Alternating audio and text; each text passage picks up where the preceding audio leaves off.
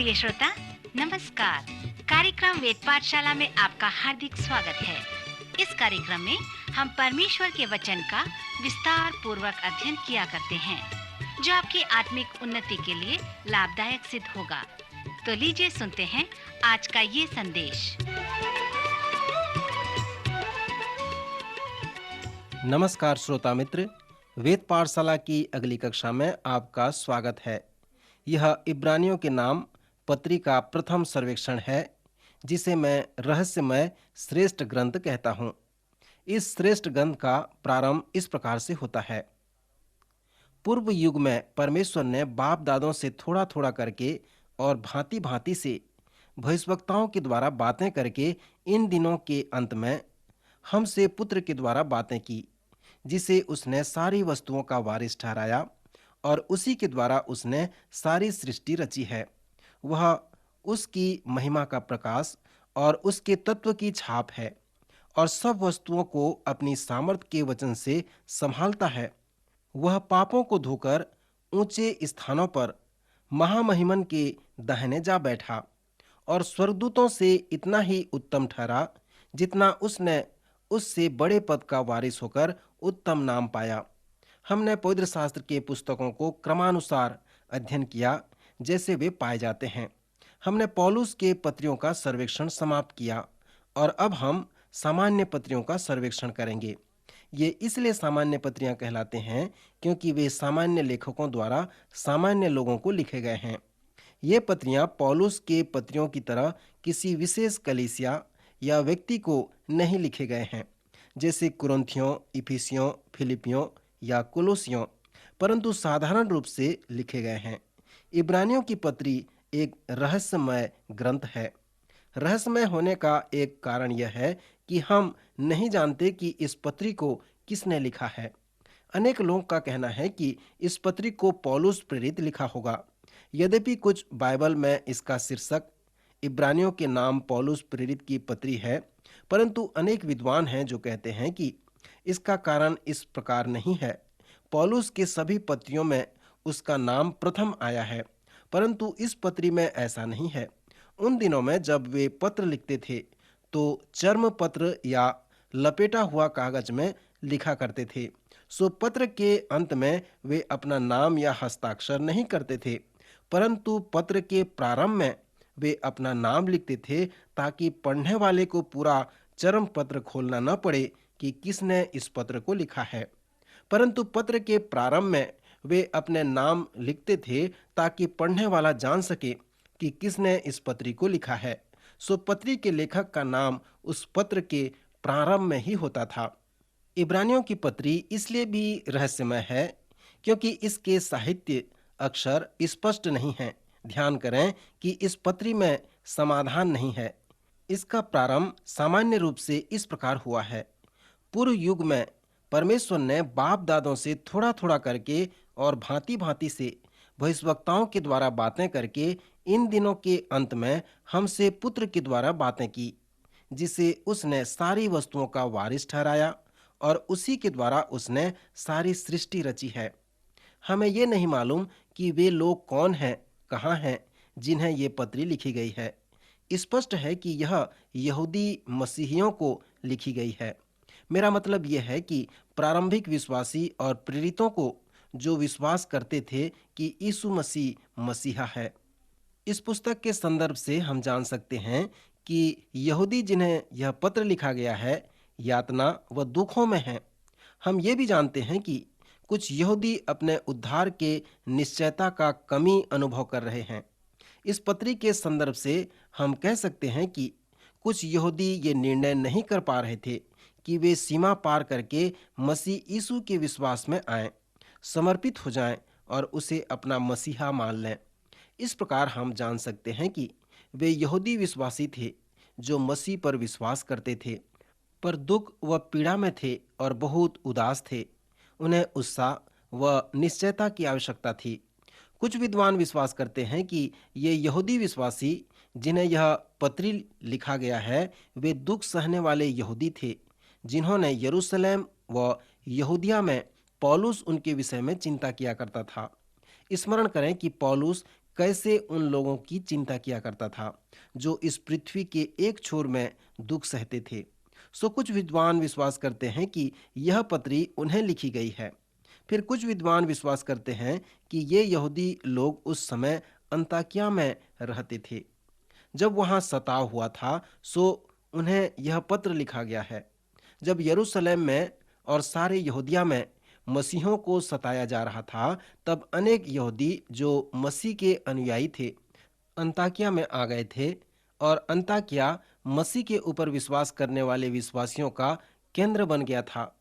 अनेक विद्वान विश्वास करते हैं कि ये पत्री उन यहूदियों को लिखी गई है जो अंताकिया में रहते थे, पर कुछ विद्वान विश्वास करते हैं कि यह उन यहूदियों को लिखी गई है जो रोम में रहते थे।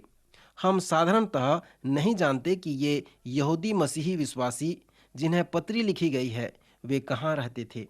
अनेक विद्वान इसीलिए इस पत्री के लेखक को पौलुस कहकर बताते हैं, जो इस प्रकार है। सर्वप्रथम पत्रियों में पौलुस एक मन परिवर्तन गुरु की तरह लिखा है। वह इब्रानी भाषा का शिक्षक था।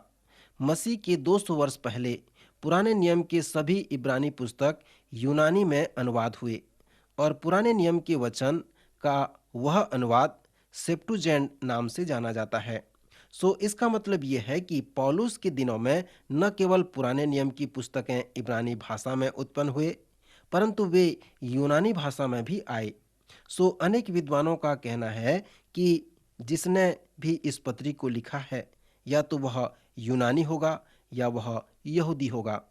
जब आप इस पत्री के व्याकरण और पौलुस के पत्रियों के व्याकरण की तुलना करेंगे तो ये जानने पाएंगे कि पौलुस ने इस प्रकार के व्याकरण का उपयोग कभी नहीं किया है।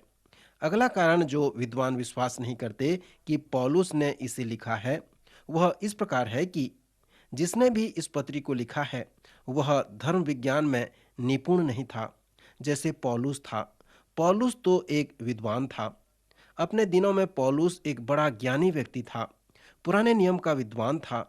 जब इस पत्री का लेखक जंगल के मिलाप वाले तंबू के विषय में बताया है तो वह मेज के सामने को गलत स्थानों में रखता है। वह धूप वाले वेदी को गलत स्थान में रखता है। यदि पौलुस इसे लिखता तो वह इस प्रकार नहीं रखता। आप अपुल्लोस को स्मरण करते होंगे। हम उस पर आशा रख सकते हैं।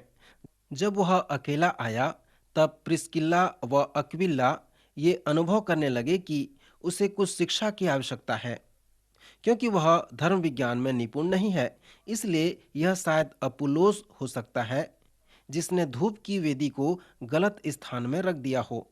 कुछ विद्वान विश्वास करते हैं कि बरनबास इस पत्री को लिखा होगा और कुछ ये विश्वास करते हैं कि शायद वैद्य लुका इसे लिखा होगा, क्योंकि लुका एक विद्वान था जो यहूदी नहीं था। फिर इस पुस्तक के धर्म विज्ञान के आधार पे अनेक विद्वान विश्वास करते हैं कि पौलुस ने इस पत्री को नहीं लिखा। इस पत्री का एक विषय है विश्वास, परंतु पौलुस के अनुसार यह विश्वास के द्वारा धर्मी ठहराए जाने का विषय नहीं है। यदि पौलुस इस पत्री को लिखता तो वह अवश्य विश्वास द्वारा धर्मी ठहराए जाने के विषय को लिखता, परंतु इस पत्री में ऐसा नहीं है। सो इन बिंदुओं को देखते हुए विद्वान कहते हैं कि पौलुस ने इब्रानियों की पत्री को नहीं लिखा है। पौलुस द्वारा लिखे गलातियों के पत्री के पहले अध्याय में पौलुस ने उस सच्चाई को प्रकट किया है। उसने हमसे कहा है कि जो कुछ भी उसने हमें बताया है उन सब बातों को वह सीधे मसीह के प्रकाशन से प्राप्त किया है। जब उसका संबंध मसीह के साथ अरब के जंगल में था तब उसने उन सभी बातों को मसीह से प्राप्त किया था। उसने हमें कहा है कि या तो तुम मुझ पर विश्वास करो या फिर मुझे झूठा कहो, परंतु मैं जब ये बातें कहता हूँ तो मैं झूठ नहीं बोलता। जब हमने गलतियों की पत्री का सर्वेक्षण किया था तब मैंने कहा था कि या तो आप पौलुस को झूठा या पागल कहेंगे या फिर एक महान सुसमाचार प्रचारक, पास्टर या शिक्षक कहेंगे।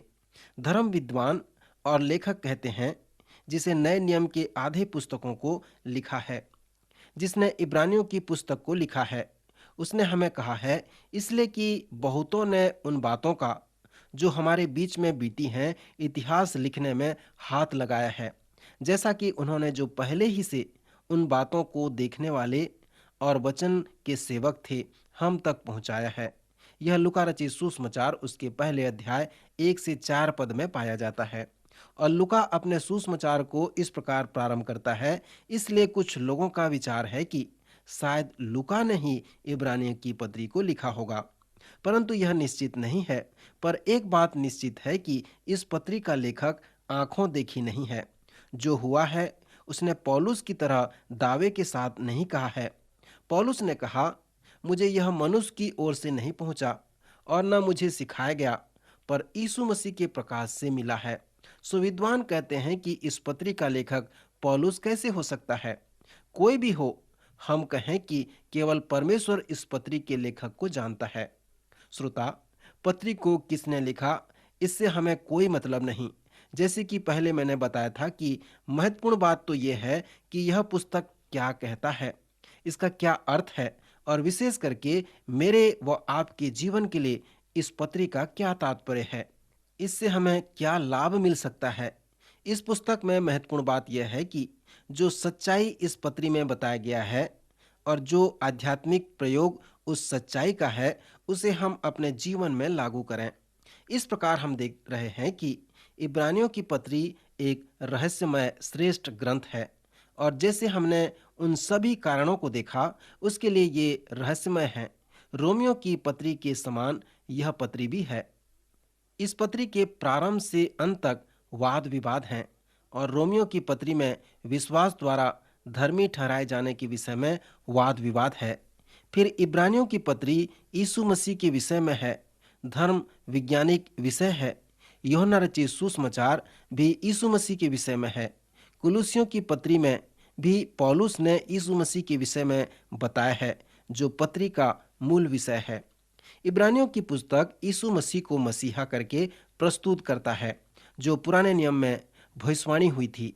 जैसे प्रभु नए नियम में प्रकट हुए और आने वाले राजाओं के राजा हैं, और आकर मनुष्य इतिहास को वे नष्ट करेंगे।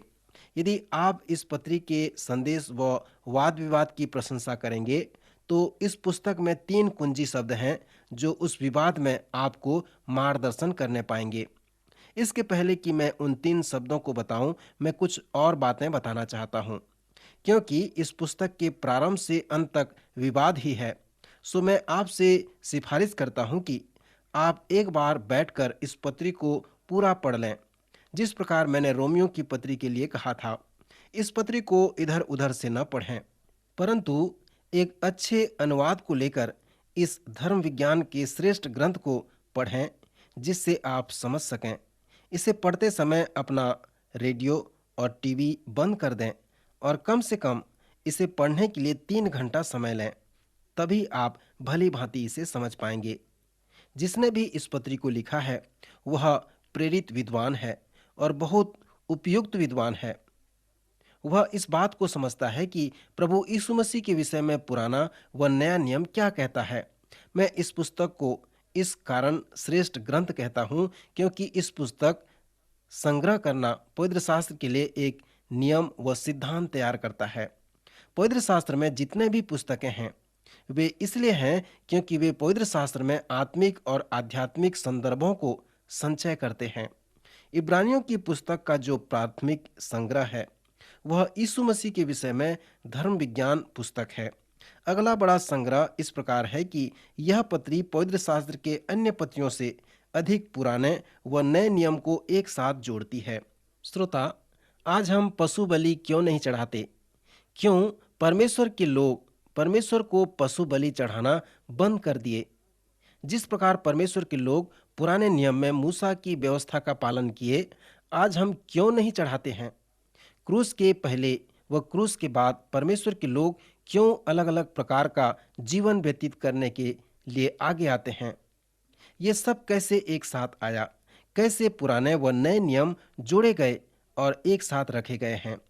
पवित्र शास्त्र में अन्य पुस्तकों की अपेक्षा इब्रानियों की पुस्तक इस प्रश्न का उत्तर देता है। यह पुस्तक पुराने व नए नियम को दोनों को एक साथ जोड़ता है।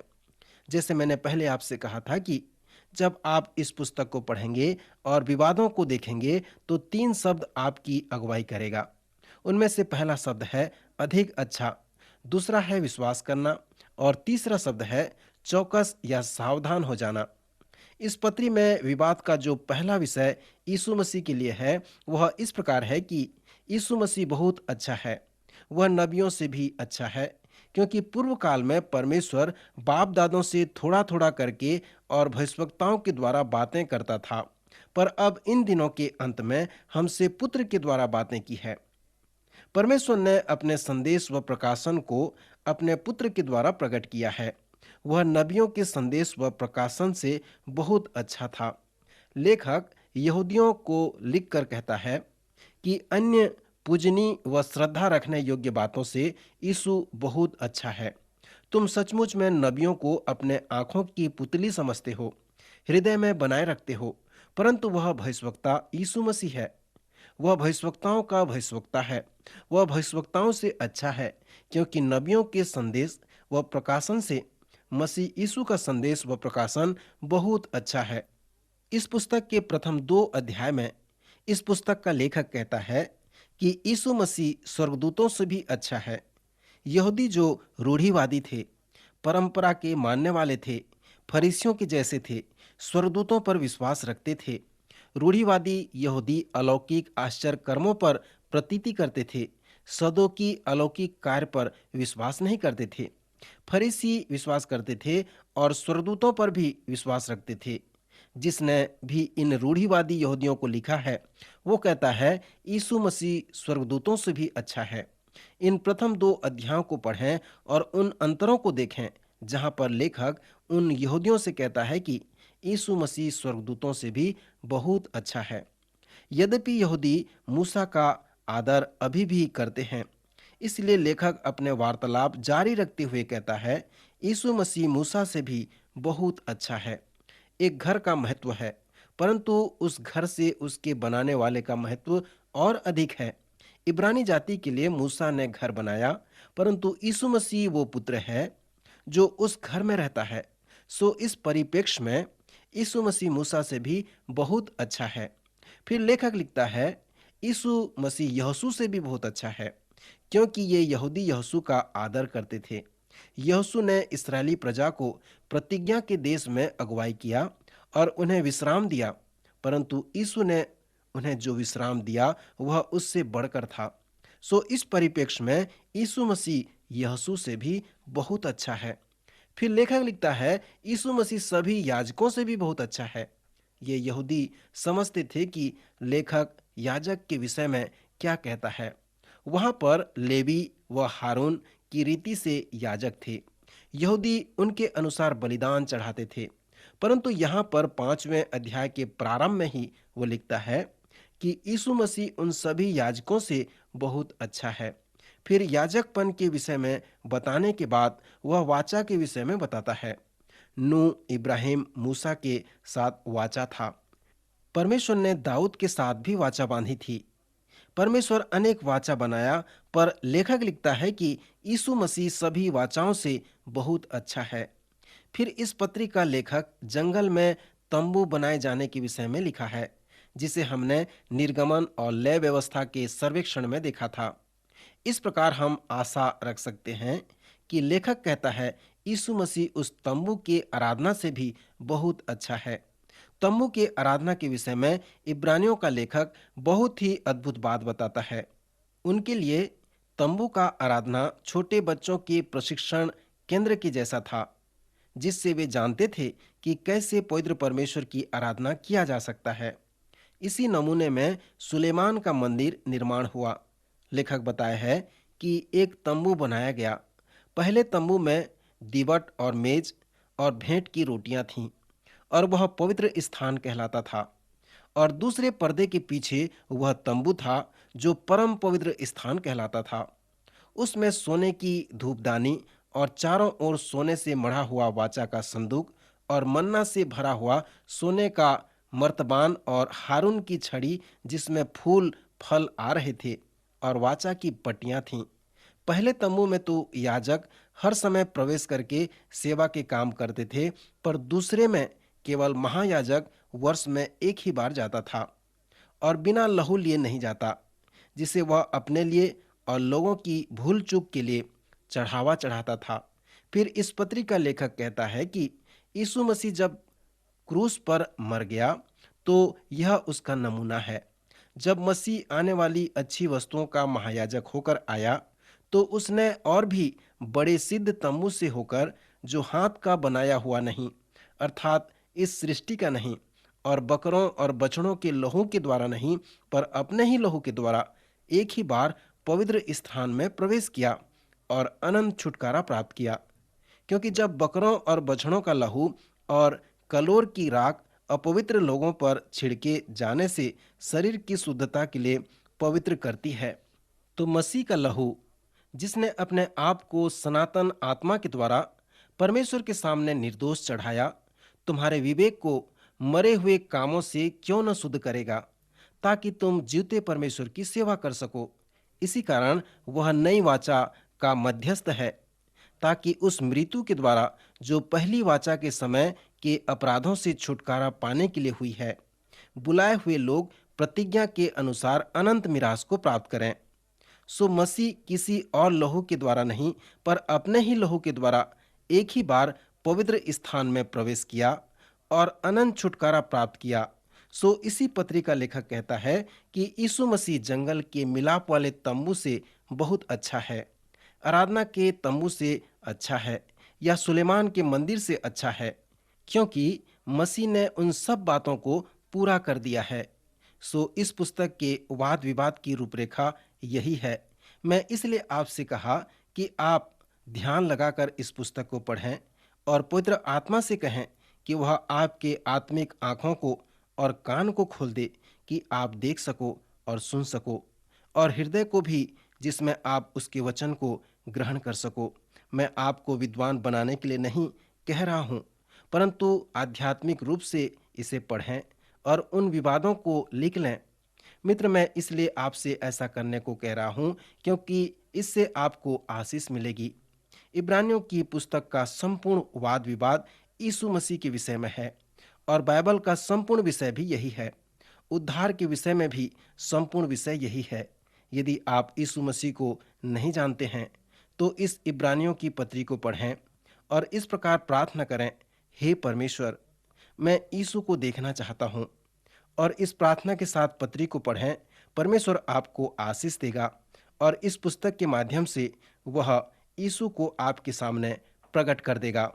प्रभु इन वचनों द्वारा आपको आशीष दे। आइए हम प्रार्थना करें। हमारे स्वर्गीय पिता परमेश्वर, आज के सुंदर वचन के लिए प्रभु हम आपका धन्यवाद करते हैं। हम धन्यवाद देते हैं इब्रानियों की इस पत्री के लिए जिसे आपने हमें दिया। हमने कुछ बातों को सीखा, अध्ययन किया। प्रभु धन्यवाद देते हैं, आपने इसके लेखक को गुप्त रखा है। प्रभु, यद्यपि आपने गुप्त रखा है, फिर भी आपने यीशु मसीह के बारे में इस पत्री में बहुत सारी बातों को हमें बताया है कि यीशु मसीह सबसे अच्छा है। प्रभु, हमारी सहायता करें कि हम जो अच्छे परमेश्वर है, प्रभु है, उसे हम ग्रहण कर सकें। विशेष करके प्रभु, आपने इस पत्री में विश्वास के बारे में हमें बताया है। इस विश्वास को हम थामे रहें। प्रभु, आप हमारी सहायता करें। इस समय सभी श्रोताओं के लिए प्रार्थना करते हैं। प्रभु, आप उनके हृदय को खोल दें, उनके मनों को तैयार रखें, ताकि हमेशा प्रभु आपके वचन को ग्रहण करें, उसके अनुसार चलने वाले हो सकें। प्रभु, हम प्रार्थना करते हैं उन विद्यार्थियों के लिए जो अध्ययन करते हैं। प्रभु, आप उन्हें बुद्धि और ज्ञान दें, ताकि भली और अच्छी रीति से पढ़ाई कर सकें और प्रभु आपकी महिमा का कारण बन सकें। हम प्रार्थना करते हैं, यदि कोई दुखी हैं, कोई बीमार हैं, प्रभु आप उन्हें चंगाई प्रदान करें। हमारे उद्धारकर्ता प्रभु यीशु मसीह के पवित्र और मीठे नाम में प्रार्थना मांगते हैं, आमीन।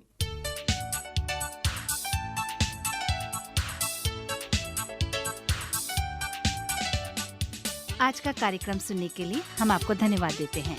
श्रोताओ, आत्मिक विषय से संबंधित कोई सवाल आपके मन में है तो आप अपने सवालों का जवाब इस पते पर प्राप्त कर सकते हैं। हमारा पता है कार्यक्रम Ved Pathshala, radio Vishwavani, post box number 317 Lucknow 226001 Uttar Pradesh. पता एक बार फिर सुन लीजिए। कार्यक्रम Ved Pathshala, radio Vishwavani, post box number 317 Lucknow 226001 Uttar Pradesh. और हाँ श्रोता, आप हमसे ईमेल के द्वारा भी संपर्क कर सकते हैं। हमारी ईमेल आईडी है hindiembassy@radio.vv.org, hindiembassy@radio.vv.org। अब हमारे कार्यक्रम का समय यहीं पर समाप्त होता है। अगले कार्यक्रम में आपसे फिर भेंट होगी। तब तक के लिए हमें आज्ञा दीजिए। नमस्कार।